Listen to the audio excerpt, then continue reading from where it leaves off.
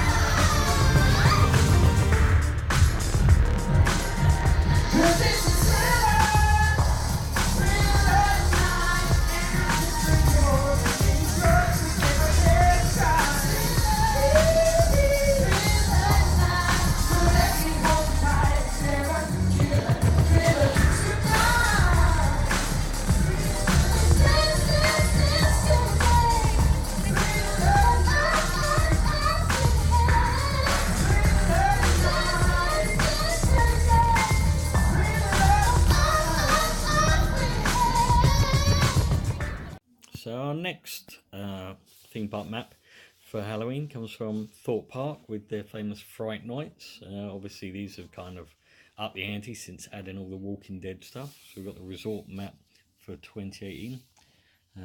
Don't open dead inside. And again, Thorpe Park's kind of like up their game again this year. Got some new mazes. They got everything from the Walking Dead Do or Die, Living Nightmare, Blair Witch, Dead Creek Woods, Saw Alive horror maze. That's one that's been going for quite a while now. Big Top Showtime. It's like the because the Big Top, the circus one is kind of closed. I don't know why, because it's very, very popular. But they kept the spooky characters and the clowns, which a lot of people find horrific, going in this show. They got the Screenplex Cinema and Gruesome 4D, just showing sort of random films and sequences of films. All the short stuff, all the main horrors, anything they got a license to show anyway. Terror Amity High, new for 2018 again. The teens are up at Annanville, and this is good. This is like a lot of interaction, some very skilled actors and excellent makeup, just to sort of thrill people. Vulcan Peak, and again new for 18. Tribal Lords of the Jungle have been summoned, hooded and led into the depths of the wild.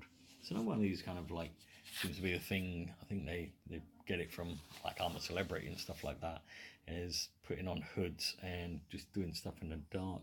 You see loads of new stuff for 18s. Nice to see some changes. And then you've got this fear rating here, containment, additional paid ticket required. Again, if you like that sort of thing, it's a time escape one. You know, these escape rooms are springing up everywhere, and Thorpe Park's going to. But obviously Thorpe Park's got the addition of all the rides. It's a very horror themed park as it's going anyway. So their other tagline for this year is "This year, nowhere is safe."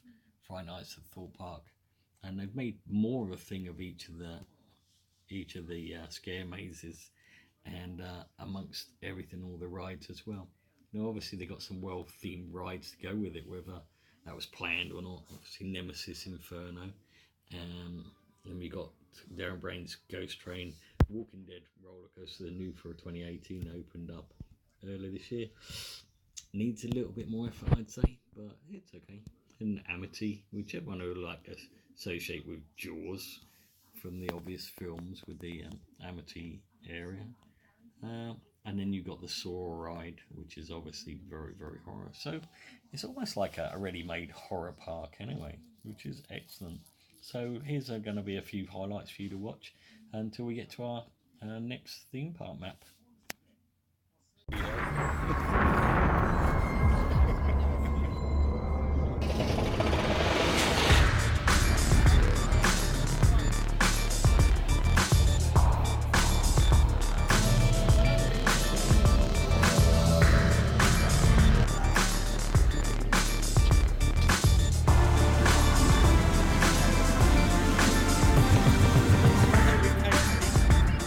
First ride we got.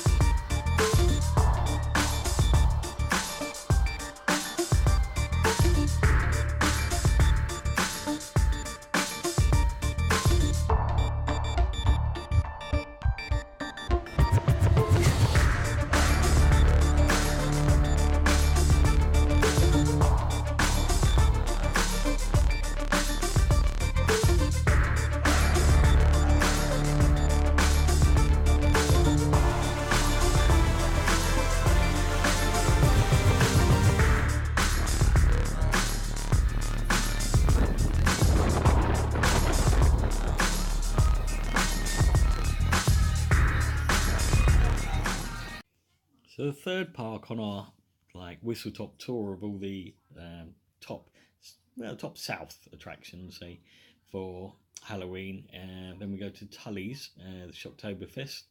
Tulleys has just grown up from a pick and mix farm into mazes, standard mazes. They used to do the maze, and they've added this Halloween adventures for family during the day and then nighttime, and it's just become the #1 in the UK. Keeps winning things like the Screamies and awards like that. It's fantastic. They do it really well, and this year they've no expense spared. It's like going to a Halloween festival. There's music, there's the Circus of Horrors in there. If you ever get a chance to see the full Circus of Horrors show, go and see it. It's brilliant. You get a taster of it at Tulleys, all in with your pass. We got the Scream Pass, which was excellent. We had about 5 hours there. We didn't had to queue much. It's just totally immersive. The place is brilliant done. Everything's well themed. There's no rides apart from a couple of rides that they've added with a surplus charge. There's the hay ride, which is again excellent. That you actually on a hay ride going through the forest and all sorts of things happening there. I won't put any spoilers in this because you've just got to go and experience it. In my mind, it's one of the best Halloween events outside of the USA. And we got things like the Cellar, Clowns with this year 3D, awesome effects in there. Chop Shop, yeah, you've got to experience that. We've done that one really quickly because we ran. Then you got Colony, Hayride, like I was saying, a creepy cottage, and it's just amazing. The Coven is exceptionally well done. Like I said, everywhere you look, you're just totally immersed. For me, is the most immersed Halloween park going. We had a great night at it. We'd definitely be going again next year, as we will with all the others. Obviously, the Merlin attractions have got the added things of you've got all your favourite rides anyway, and they've added the mazes. With Tulleys, it's just extreme. They've created this whole Halloween land. Once you're old enough, everyone should experience this. Anyway, here's a little bit of something just to wit.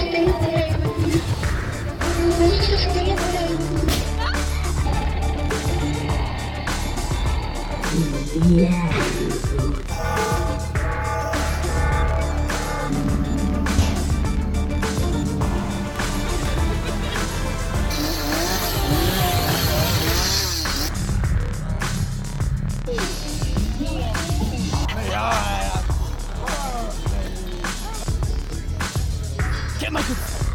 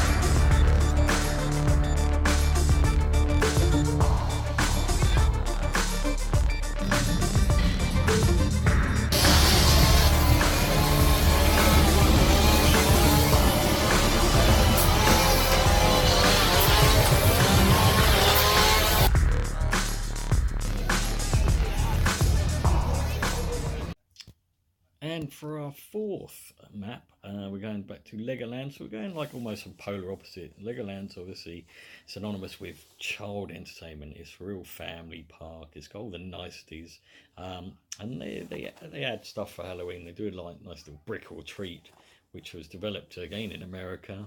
You don't get the goodies that you get in the American parks for that. They haven't quite got the hang of that. But to be fair, they've got a massive budget on their fireworks there, which ends the night in a superb style.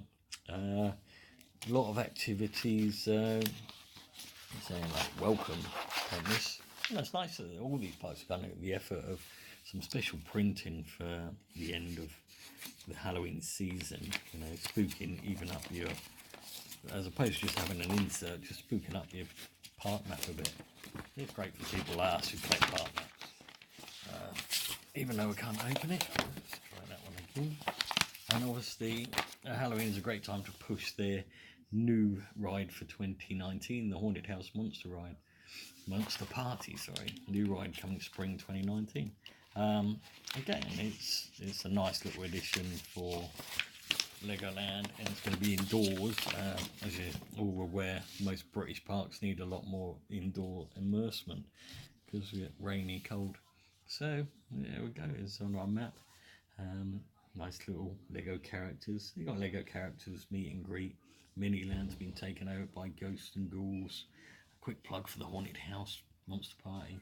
There's some spooky woods. And throughout the park, nice goings on, meet and greets, interactions, lots of things happening. It's just fun for the family. And Legoland, different to the other parks, actually got a nice little brick or treat event guide.